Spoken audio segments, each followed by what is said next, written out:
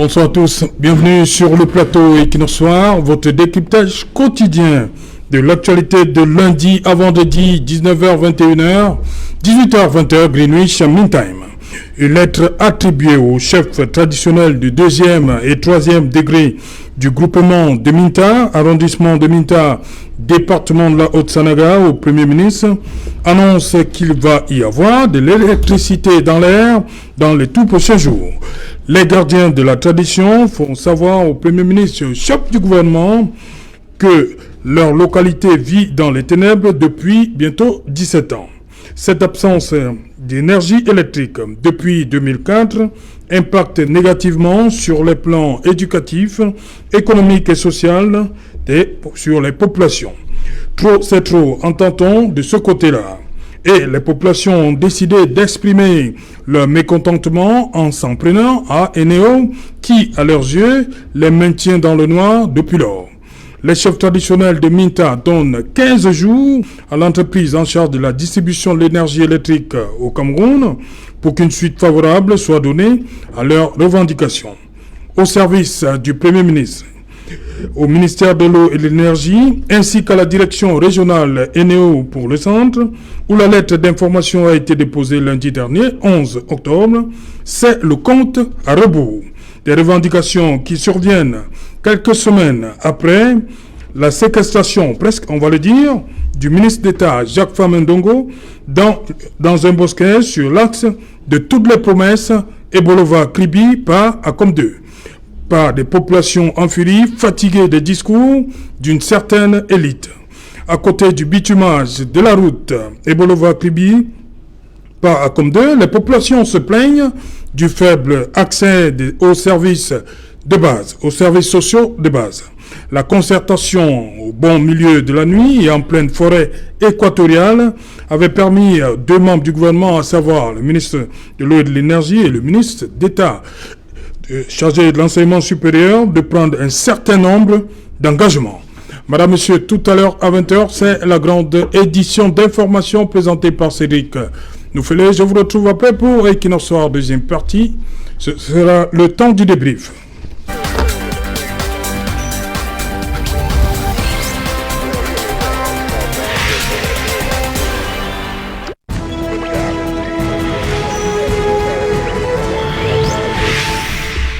Revendication sociale, quand ACOM2 parle aux autres localités. Pour en parler, nous avons invité un plateau ce soir. Fa Elvis Tayon. You're welcome, sir. Thanks very much for the invitations. Let's search O2 and greetings to the panelists who are here present today, and greetings to all the thousands and millions of televiewers who are watching Equinox right away. Greetings to the people of Gunoko village as usual, and the people of Barakwe village, Wumnambuk village, as well as Baba Awan and Kukum village in Batibu. We are just contributing our own modest contribution as per se, but then we will not always stop apart from making sure that the regime gets our militants who are languishing in jail unjustly. We have the case of Salomon Beas. He had health issues while there in prison, and we have more than 124 prisoners, 124 militants who are incarcerated in the various prisons across the country for no just cause. And here we have people who are posting about public disorder and of course burning the DO's office and all the like, and they are going scot-free. We think that it will not longer work like that. Greetings once more to President-elect Professor Maurice Kamto. Okay. Bonsoir Raphaël Ndougou. Bonsoir Serge Alentour, bonsoir aux copanélistes, bonsoir à votre équipe technique, bonsoir à la maquilleuse. Permettez-moi de dire bonsoir à Blaise Mumben. Il est le responsable suivi et évaluation du projet Viva Logone. Ce projet est en charge de l'aménagement et de la valorisation des investissements dans la vallée du Logone. C'est un jeune Camerounais sur qui on peut compter pour évaluer les projets au Cameroun, et peut-être pas, pourquoi pas être propulsé ailleurs. Vous me permettez de dire bonsoir au commissaire de police Meva, qui est chef de service des enquêtes criminelles à la délégation générale de la Sûreté nationale, et qui, ces derniers temps, traque tous les petits bandits dans le secteur de la cybercriminalité. Mais je voudrais en même temps peut-être pas lui tendre la main, de lui dire qu'il faut étendre ces recherches au niveau des transferts dans la téléphonie mobile, sans vouloir citer une agence ici pour la simple raison que les petits Camerounais se font arnaquer au quotidien avec des retraits d'argent non autorisés par l'émetteur ou bien par le titulaire du compte. Il faut bien qu'il se rapproche également, encore que tous les fins millimètres de la police, qui se rapprochent afin de voir plus clair. Parce que les pleurs, c'est chaque jour que les Camerounais pleurent que leur argent a disparu et n'ont pas émis un dépôt ou alors un transfert. Ceci, c'est un gros gâchis. Et même les responsables de ces organes-là, si vous voulez, de ces sociétés doivent être vigilants. Peut-être par des personnes qui ont fait des stages chez eux, peut-être par des personnes qui ont été licenciées. Au quotidien, nous pleurons, nous miettes. Et ce sont les pleurs des plus petits qui font mal au cœur. Merci de m'avoir invité. Voilà, merci. Elie Tchepman, bonsoir. Bonsoir Serge-Alain, merci pour l'invitation. J'ai dit d'abord un grand bonsoir à tous mes copanélistes. En plus à tous vos millions de téléspectateurs qui tous les soirs sont accrochés.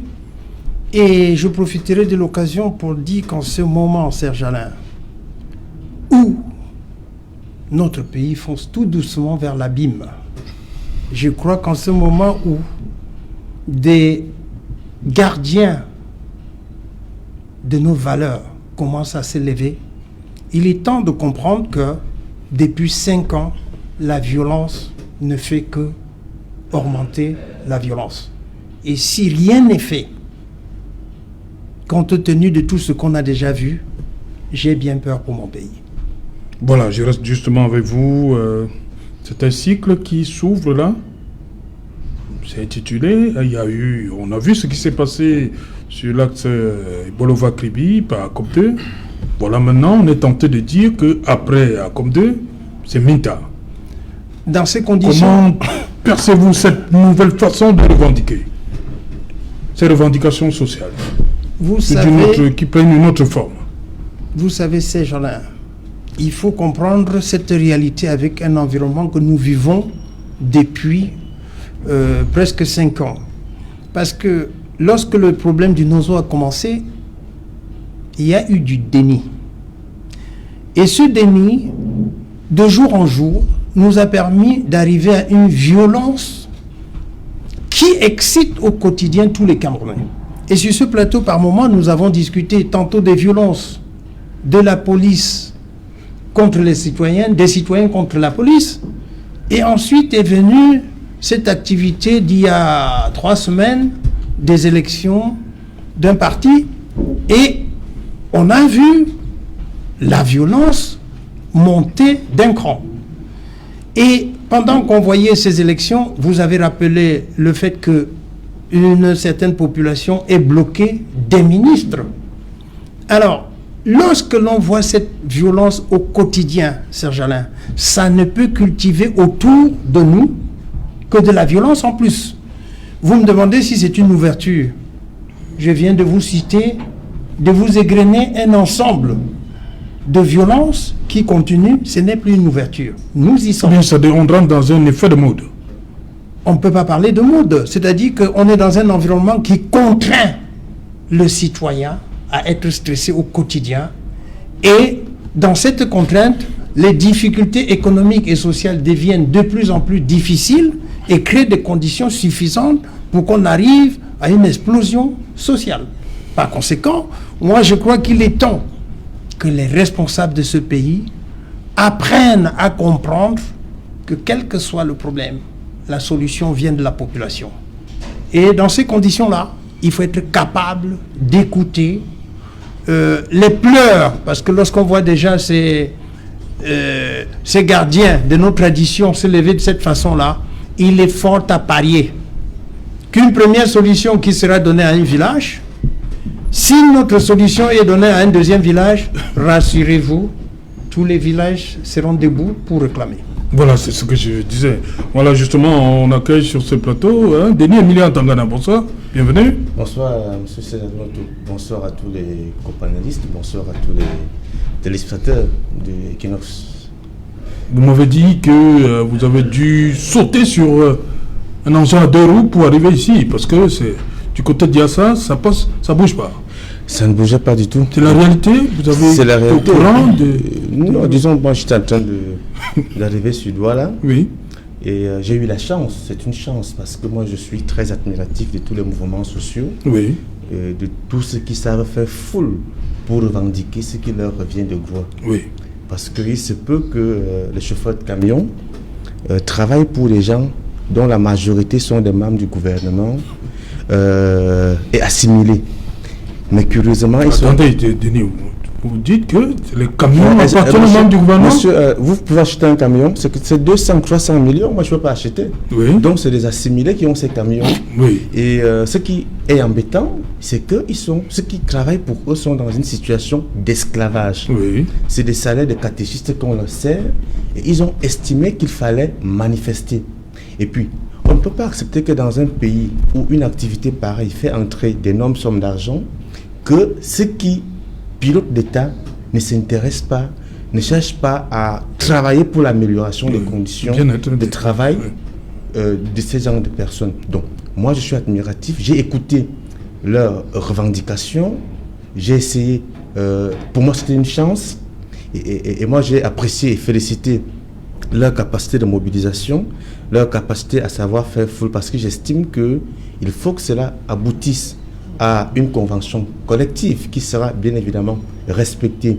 Et je précise que s'il y a de l'esclavage dans ce domaine, ce n'est pas le citoyen lambda qui a la capacité d'acheter un camion de 20 millions, 30, 40, 300 millions. Ce sont ceux qui pilotent l'État et, donc, disons, le gouvernement est assimilé. Donc s'il y a un désordre dans ce secteur, moi je pense qu'ils ont bien agi en touchant le cœur du Cameroun, parce que lorsque la route de Yaoundé-Douala est bloquée, Yaoundé ne respire pas, l'argent ne descend pas, les décisions ne montent pas aussi.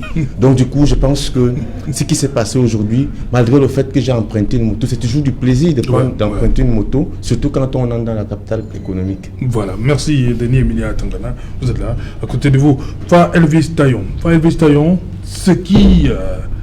on va dire une espèce d'ultimatum de la part des chefs du Minta dans la Haute-Sanaga après ce qui s'est passé à Komdu. Yes, I think if you look at what happens in Akomdu and the Mintak village, I think the traditional rulers are now getting up from sleep. You know, we are in a kangaroo system. A kangaroo system. And when you are in a kangaroo system, it functions in disorder. I want to let you know, because when I see some members of the regime and the ruling party keep telling lies, the lies are no longer holding such, because we see it visible. How do you explain that you get a traditional ruler giving an ultimatum? You get the point. And they have copied a new officials. Now the question is, what is happening all this while that for decades a village in Cameroon, 17 ans, you can imagine, that is, we'll talk about 2004. So in 18 years, you get a village in this Cameroon in total blackout. Now, what is the issue coming?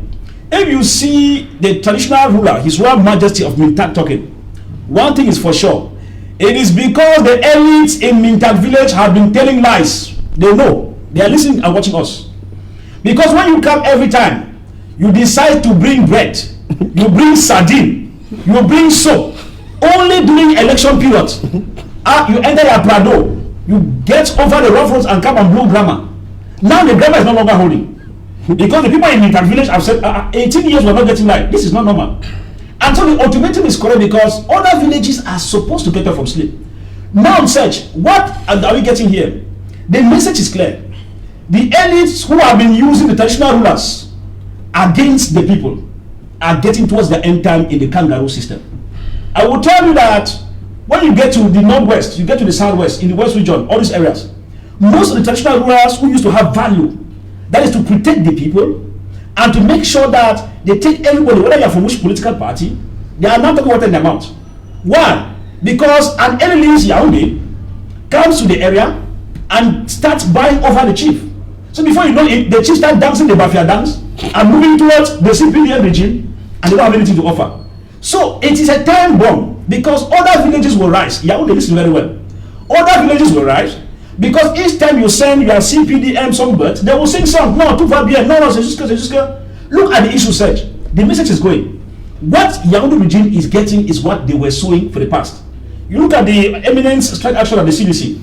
The whole yesterday, areas in Fako division were militarized. Just only an announcement of a sit-down strike. I'm not talking about strike on the road. So on va rester à la maison pour un moment. You get them coming out. And you get from the communique that tells you that if even the SDO in FACO gives you a communique telling you that no, don't strike to the general manager because terrorists can take advantage. A sit-down strike.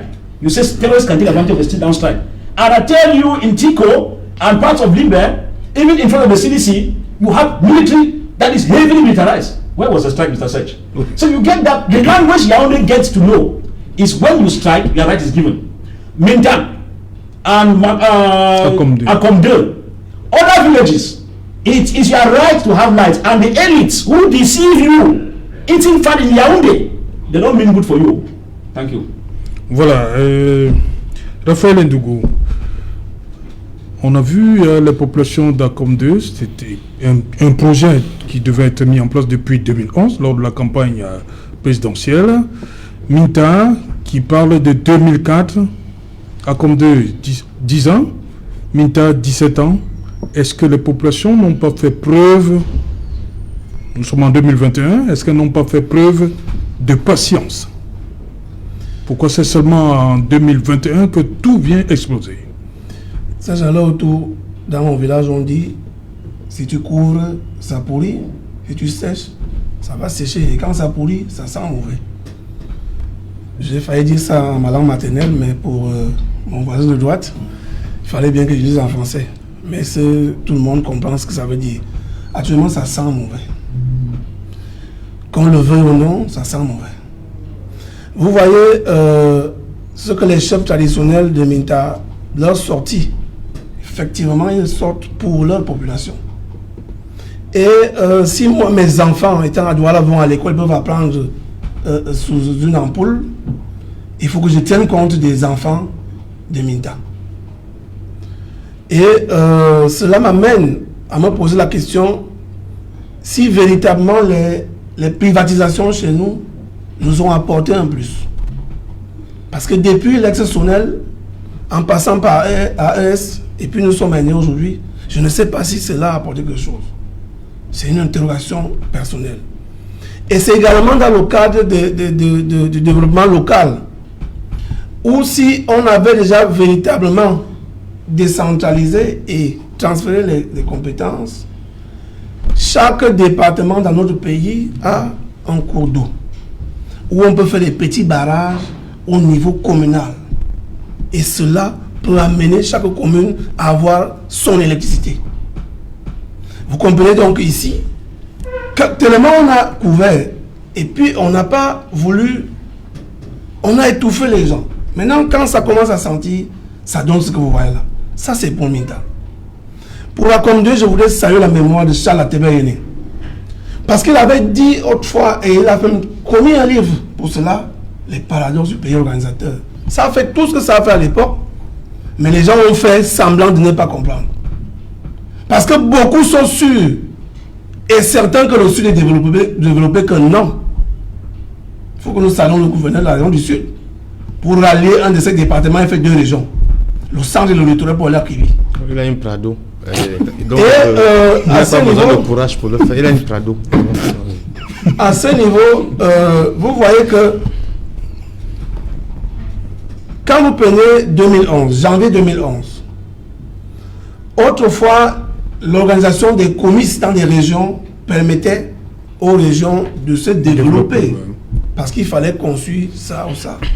Et vous vous souvenez que le seul hôtel du comice a été livré peut-être 8 ans après le comice, après le dernier d'ailleurs, de janvier 2011.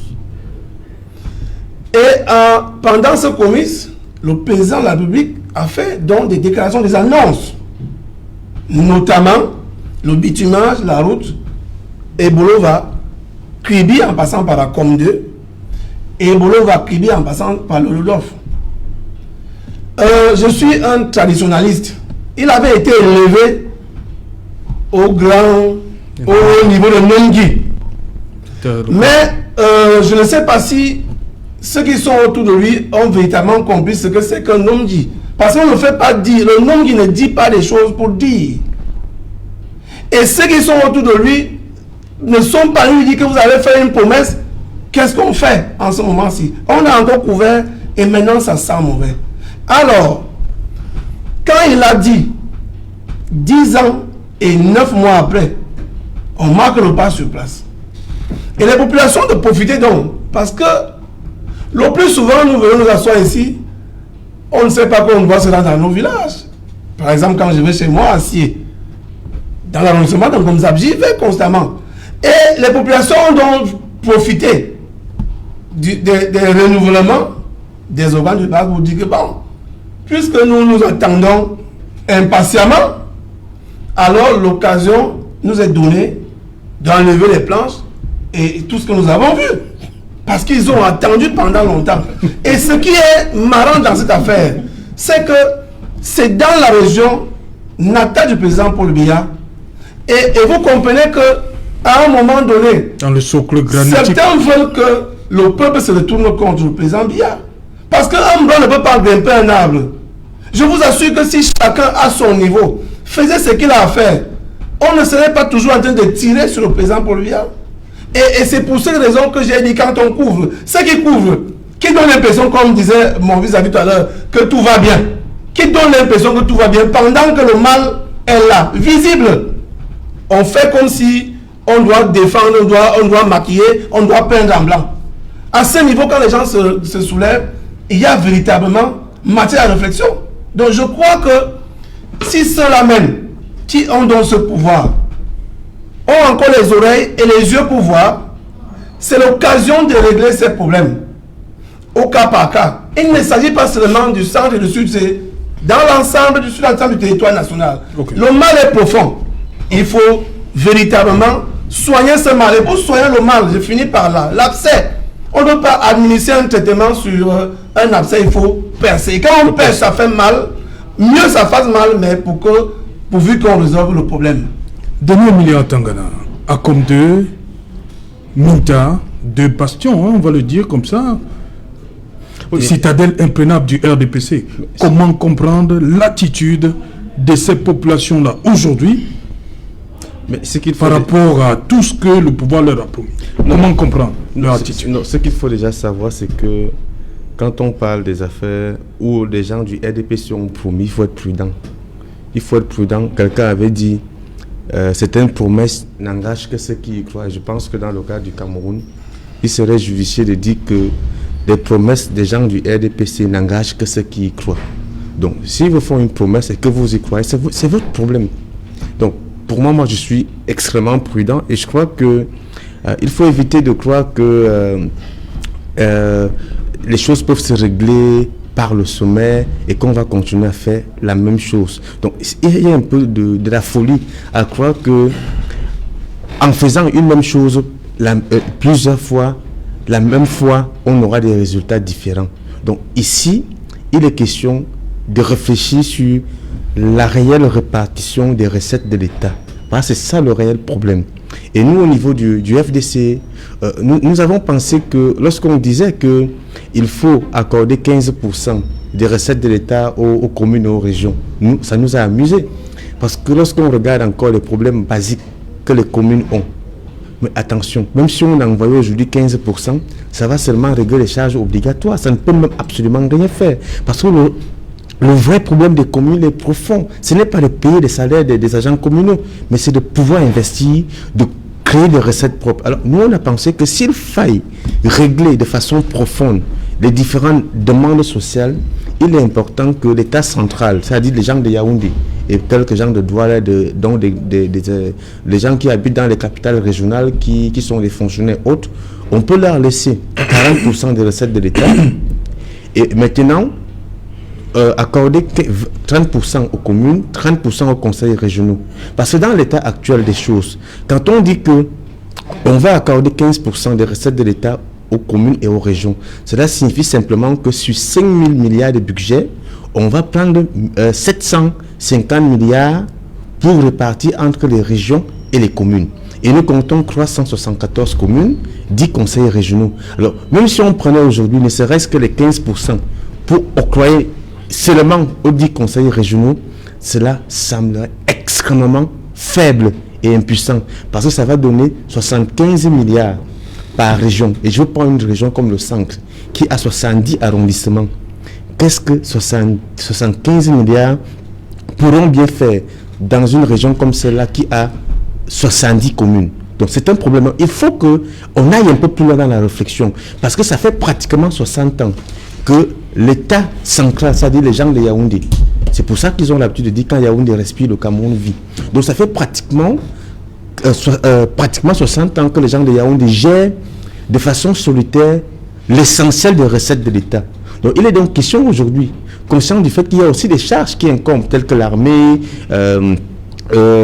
la gestion des relations internationales et bien d'autres les grands travaux, on peut leur laisser la possibilité de gérer uniquement 40%, et là les gens sont libres de faire des missions à Dubaï, même s'il n'y a pas de rapport, de faire tout ce qu'ils peuvent faire. Mais il faut comprendre aujourd'hui qu'on ne peut plus continuer à croire qu'il faut gérer le pays à partir de Yaoundé. Il faut gérer les recettes à partir de Yaoundé. Il faut absolument, si on veut réduire les demandes sociales, j'étais très heureux d'apprendre que oui, les communes peuvent faire. Ça ne sert à rien de vous dire que oui, on a fait un code et qu'on vous a transféré des compétences alors qu'il n'y a pas de moyens.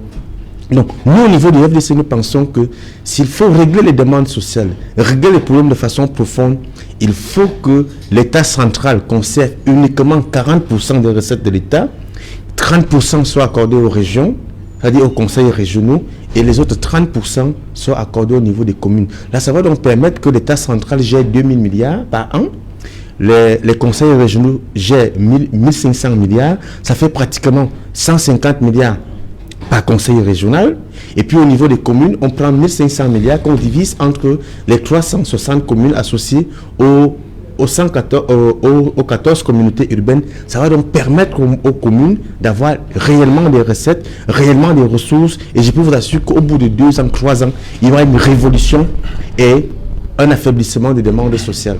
Voilà. Élitement, avec ce qui, lorsque vous parcourez cette lettre d'information des chefs traditionnels de Minta au Premier ministre, on reste convaincu que quelque chose sera fait, ce qui est sûr. Mais cette méthode-là, c'est-à-dire qu'on constate une fois de plus que le gouvernement agit lorsqu'il est dos au mur, avec ce qui s'est passé précédemment à Comde. Écoutez, Serge Alain, j'ai bien écouté Emilien tout à l'heure. Mais ce qui me gêne avec les politiques, c'est trop de chiffres. Et quand on fait de la politique, c'est qu'on veut conquérir le pouvoir et gérer. Dès qu'il y a des grands chiffres, et c'est pour ça que je crois qu'au Cameroun, beaucoup font de la politique.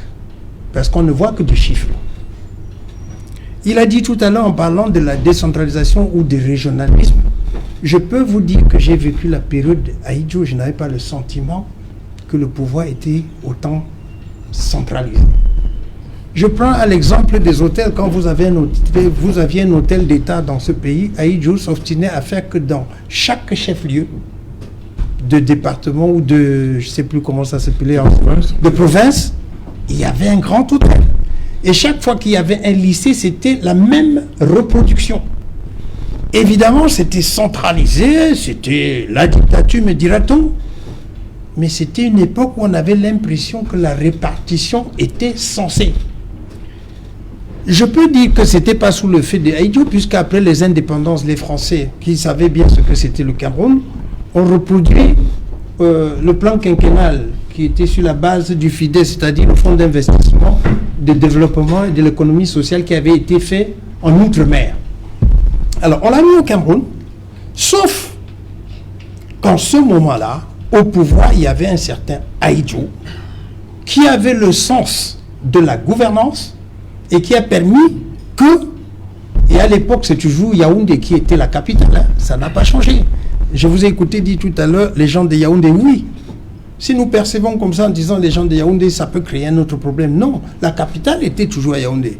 Il se pose aujourd'hui au Cameroun un réel problème de gouvernance et une classe politique qui doit se mettre à l'école de la gouvernance et de la gestion. Car je vous assure, sur tous les plateaux, et même les docteurs et professeurs de plusieurs partis, quand vous leur demandez qu'est-ce que c'est que la gouvernance, ça bégaye. Qu'est-ce que c'est que la gestion, ça bégaye. À titre d'exemple, si vous prenez tous ceux qui courent aujourd'hui pour les élections, demandez à un maire qu'est-ce qu'il gère. Il y en a qui ne savent pas le nombre de populations qu'ils gèrent. Ils sont incapables de vous faire, même à la main, une carte de ce qu'ils gèrent. On ne gère pas ce qu'on ne compte pas. On en est arrivé au Cameroun aujourd'hui où pour des égoïsmes individuels, on va à la gestion pour remplir ses poches. C'est pour cela qu'on se trouve face à une population aujourd'hui qui dit non, il est temps que nous aussi. Quand on prend un village qui vous dit depuis des années, on n'a pas eu de la lumière, je suppose que dans ces villages, il y a une élite quand même. Affirmatif. Dans certains villages, on a quand même le besoin de penser aux autres et de se dire, même si on n'attendait pas Eneo, il y a quand même des panneaux solaires aujourd'hui qui ne coûtent pas grand-chose. Et qu'on aurait pu permettre que quelques villageois, certains puissent voir de la lumière. Donc, parlons de notre pays aujourd'hui. Pour qu'on s'en sorte de cette situation, il faut bien que nos égoïsmes individuels se taisent. Parce qu'on est englué aujourd'hui dans une situation où des gens empochent des milliards. Vous avez évoqué des milliards tout à l'heure, mais je suis convaincu que compte tenu de la réalité de ce pays, si on ne prenait qu'une vingtaine d'individus qui ont des milliards, ça pourrait permettre quand même déjà de redresser ou bien de répondre à ce cri de certains villages. Donc, la réalité chez nous aujourd'hui, c'est de dire qu'il faudrait que vous, les nouveaux hommes politiques, que vous réfléchissiez dans la logique du bien commun. Parce que je dis bien, de mon enfance, je ne pouvais pas m'imaginer que, c'est-à-dire partout où j'allais, je pouvais changer de lycée, mais je voyais que c'était les lycées faits toujours d'une certaine manière dans les... Vous aviez à Yaoundé le lycée Vent, voilà, vous aviez à Douala, le lycée Jos, vous aviez à Baza. Il y avait quelle population? Si vous nous amenez à l'époque à Didjo, il y avait combien de Camerounais? S'il vous plaît, je suis d'accord avec vous quand vous prenez encore la statistique et ça me fait plaisir. Combien? Le potentiel que le Cameroun a, quand on gère, on prévoit, on anticipe, quel que soit le volume de la population. Personnellement, sachant aujourd'hui le potentiel du Cameroun, je peux vous dire que bien géré, on peut construire au Cameroun des maisons pour dormir tranquillement et chercher des gens qui viendront travailler pour être payés. Ce potentiel, on l'a. Quand vous me dites ça, je prendrai Kadhafi avec la Libye. Il n'y a jamais eu de l'eau. On ne peut pas être d'accord sur ce point. Non, je ne suis pas politique, hein, mais je veux dire, quand on réfléchit... Parce que vous parlez du paradigme d'une autre époque. Et il faut dire aujourd'hui, le problème des Camerounais... Permettez-moi de finir, s'il vous plaît. Les choses se décident à Yaoundé. Permettez-moi. Les choses se décident à la base. Et c'est justement même ça qui est à l'origine de la crise anglophone. Oui, je parle, je suis peut-être... je pense à mon passé. Oui. Mais je savais que je devais vivre dans un quartier où je savais qui était chef de quartier et qui pouvait donner de l'ordre. Nous nous trouvons aujourd'hui dans une situation où on ne sait jamais qui fait quoi. Alors, la population du Cameroun... 30 millions d'habitants pour 475 000 km². J'écoute, ça me fait mal quand vous parlez d'une population. Jamais on ne se développera avec 30 millions d'habitants et le potentiel que le Cameroun a. Ce que nous avons nous permet aujourd'hui d'appeler une autre population pour travailler dans ce pays et faire que chacun vive bien. Je suis étonné de croire, parce que tout ce que vous dites, bien sûr, après on va aller demander des aides. Ok. Voilà. Faïlvis, vous restez également convaincu que le gouvernement les choses vont s'arranger à Minta? I don't think so. Why do I say Ils ont donné 15 jours. Hein? Yes, the days have been given, and I know how the kangaroo system works. Now, what they're going to do simply is that they are going to look at those who call the shots in Minta. They are going to, search, you are with us here. Look at it. Several times that syndicates organize strike actions. Before you know it, 24 hours to the time that it is over. You would think that the government solved their problems? No. The regime in question works with the policy of divide and rule. They come into your backyard, pick some of your états-majors. Mais vous voulez quoi même? Prends 2 bâtons, prends 3 bâtons. Non, restez tranquille, on va arrêter ça après. C'est fini.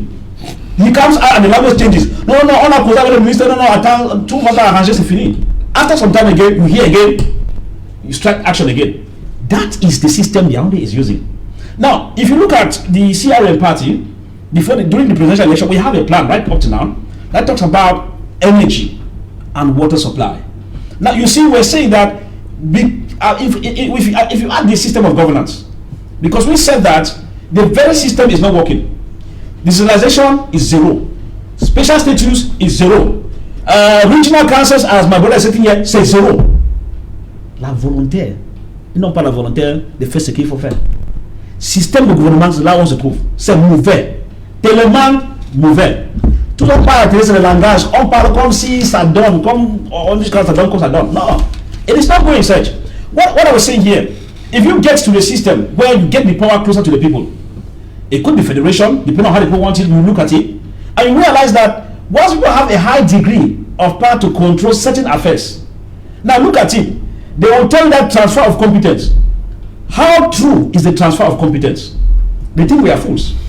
Then they tell you that, okay, you have the regional councils who are there, but at the same time, you have the governors who not over those councils. I'm sorry to tell you that. Because to hold your meeting, you must notify the governor. Now, if you look at it critically, you have the public conciliator, you have the city general, all appointed by the state. Why are they there? You cannot tell me about the structure that works with the people and the state has a direct hand in it. Things are going wrong. Look at the House of Chiefs. If you go to the Divisional House of Chiefs, the SGOs are the lords over it. So you are only simply working like a stooge. You cannot work on your own. Now look at it. We have said that when you put in place a system, such it is abnormal and absurd that we have Ninvele Dam and other dams in the south. God forbid. And they're talking about no electricity. I think they should tell us because when you go into it, look at the parties those people follow research. It is ironical that if you go to Minta, more than 95% are from the ruling party. How do you explain? It's because they were taking bread, sardine, they were taking oil, they were taking savon for a short period of time, and the rest of the time you see how they are. But the good thing is that they have now realized. That's why I tell the Yaudo, because could you imagine that a ministerial convoy is blocked from entering the village? Voilà no road. On n'a pas de pont. Voilà. And he sits and is dumbfounded. It's to tell you that what we call the people are getting more awake. But we tell people such that if you look at our party, we said there are alternative sources of energy. How do you explain? Yaoundé, explain to me. Déjà the LDPC. That you have your lone electricity company. Search, you privatize it. C'est la folie. Okay. La folie de premier degré. Dernier million en Tangana, comme deux, on voit Minta qui s'annonce. Cette nouvelle forme de revendication va prospérer? Oui, mais en fait, moi je regarde un peu l'ultimatum, je me pose bien la question. Après 15 jours, si ce n'est pas réglé, quel sera leur moyen d'action? Est-ce qu'ils vont envoyer la fougue au gouvernement? Non, ils disent qu'ils vont découdre avec Eneo. Bon, est-ce qu'ils vont nous envoyer la foudre à Eneo? Je me pose encore bien la question au cas où l'ultimatum n'est pas respecté. De toutes les façons, moi je leur conseille de se mobiliser, de leur envoyer la foudre. Peut-être que par la foudre, ça pourra régler le problème. Mais sur la question, moi je ne voudrais pas aborder la question de manière spécifique. Oui. Parce que moi personnellement, je vais dire que lorsque je regarde un peu un département comme la Lequier, Oui. qui par exemple a eu la chance de recevoir le président Biya à 2 reprises lorsqu'il venait ouvrir la campagne électorale. Et vous savez, ce que les élites de l'époque et ceux qui sont là nous ont servi, c'était quoi? Dire à quelqu'un qui vient demander des voix qu'on va te voter 100% sans rien demander en retour. Donc, ça dit intérêt. Donc, pour nous, ça nous a vraiment, personnellement, ça nous a impressionné. Vous dites la population dit au président, vous aurez 100%, mais ne demandez rien en retour au président. C'est pas la population. La population, elle ne parle pas. Qui parlait donc? Lorsque le président arrive, il y a des gens qui font des discours. C'est ça. Donc, à Bamenda, ils ont demandé l'université, ils ont eu. À Maroua, on a demandé l'université, ils ont eu. Mais dans la Lequier, ceux qui ont pris la parole, ils ont seulement dit intérêt, c'est-à-dire 100%. Ils n'ont jamais rien demandé en retour. Donc, si moi j'étais là en ce moment-là, je crois que je leur aurais dit non, pas d'intérêt quand même. Demandons d'abord quelque chose, conditionnons notre intérêt, notre 100%, et puis on pouvait avoir la route comme celle qui part de Monatel pour Boumniebel, qui est une route très importante. Et je crois même que, tel que les populations d'Akom ont agi là, moi-même je vais aussi un peu aller me concerter avec quelques gens de ce côté pour que nous aussi on voit dans quelle mesure on peut demander une route comme celle-là. Mais moi je crois que il faut qu'on aborde les questions de manière globale. De manière globale parce qu'on sait tous que si on continue à croire que c'est le partage des élites qui va apporter le développement dans nos communautés, dans nos villages, on fait fausse route. Et c'est ce en quoi a consisté l'équilibre régional. C'est ce en quoi, c'est-à-dire on prend tel, on met à l'ENAM, on prend tel, et ça ne résout pas le problème. Ici, il est question de structurer le développement, d'équilibrer les recettes de l'État, les ressources de l'État. Et nous, la solution, elle est simple. Vous avez un État qui, depuis 60 ans, gère à partir de Yaoundé, ou quelqu'un qui ne connaît pas le village Monabo vous dit que on vous envoie un puits d'eau alors que vous voulez l'école. Vous voulez la route, il dit qu'on vous envoie des toilettes modernes. Alors que ce n'est pas le problème dont vous avez besoin. Donc, et il faut que l'on sache que le réel problème, c'est au niveau du partage des 5 000 milliards. Si les 5 000 milliards sont mieux gérés à chaque niveau, ça va permettre de ne plus ressortir certains types de problèmes. Moi, je suis amusé lorsque il y a des maires qui ne maîtrisent rien, mais non. Moi, je suis conseiller municipal et lorsqu'on n'est pas encore dans ces affaires, il y a des choses qu'on peut dire, mais sans imaginer. Je vous assure, moi, je travaille sur les questions des communes. Les communes ont encore des petits problèmes, c'est-à-dire que des problèmes comme un étudiant. Vous savez, les problèmes de l'étudiant, il ne sait même pas s'il va manger demain. Donc, vous êtes d'accord avec moi? Donc, je peux vous dire que le problème des communes, on vous parle des centimes. Ça n'arrive même pas tel que ça doit arriver. On vous dit que ça doit arriver chaque 3 mois, mais vous vous retrouvez avec des communes qui font 4 mois à 6 mois qui ne les ont pas. Et lorsque vous arrivez, lorsque ces centimes arrivent, qu'est-ce qu'on fait? On paye les salaires. Parce que les salaires, c'est des charges obligatoires. Et dans ce contexte, vous demandez à quelle commune de créer quoi? De créer quelles ressources? Pour prendre l'argent où? On vous parle de coopération, de s'encarrer, c'est des vues de l'esprit. Donc le débat aujourd'hui, et là où moi je souhaiterais qu'on s'accorde, que ce soit les experts, que ce soit tout ce qu'on dit, le vrai débat, c'est sur la gestion des recettes de l'État. La gestion des recettes. Et au jour d'aujourd'hui, il faut qu'on soit d'accord d'une chose, l'État central a échoué. Ça fait 60 ans qu'ils ont géré, ils ont échoué. Les élites qu'on a distribuées dans les zones, ça n'a pas réglé le problème.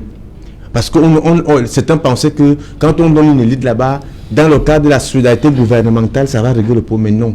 On a un État qui privilégie d'abord le train de vie de ceux qui y travaillent, des hauts commis de l'État.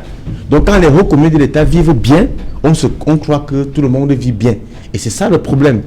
Et c'est ça qui fait en sorte que lorsqu'il y a une élection, c'est celui qui vit bien, qui a une belle prado, qui a bien fait, qui vient au village pour dire aux gens que si vous ne votez pas le président ici, je vais perdre mon travail. Et vous vous rappelez que lorsque vous avez des dés, je donne souvent 20 000 à tel, j'envoie un carton de 20, vous vous rappelez que tel, j'avais fait ceci, vraiment, je vais perdre mon travail. Donc au nom de ça, les gens disent non, vraiment comme si monsieur ne perde pas son travail, même si on n'est pas content, votons encore pour ce parti politique. Mais il n'est plus question de ça. Le discours qu'il faut apporter aux Camerounais, et là où on doit converger, c'est que on a 5 000 milliards à gérer. Que l'État central garde 2 000 milliards, on envoie 1 500 milliards aux communes et 1 500 milliards aux conseils régionaux. Voilà, Raphaël Ndougou, ce sera un effet de mode.